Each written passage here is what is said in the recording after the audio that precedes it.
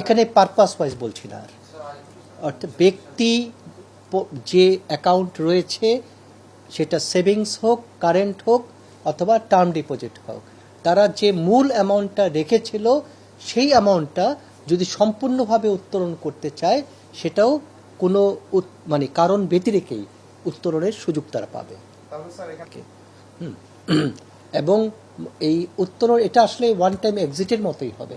আমরা ঋণের ক্ষেত্রে এক ধরনের করেছি, এটাও ডিপোজিটাররা তারা চায় যে এই ব্যাংকের সাথে আমি যদি অ্যাকাউন্টটা মেনটেন করতে না চাই তবে সুদ বেঁধে রেখে তার মানে মুনাফা বেঁধে রেখে তার যে মূল অ্যামাউন্টটা তারা একসাথে উত্তোলনের সুযোগ পাবে।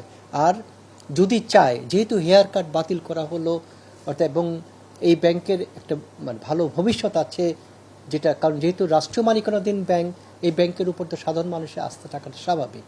অতএব কেউ যদি চায়, প্রয়োজন যদি না মনে করে, তারা অবশ্যই তার ডিপোজিটটা কন্টিনিউ করবে, সেটাই স্বাভাবিক, ইন্টারেস্ট পাবে না।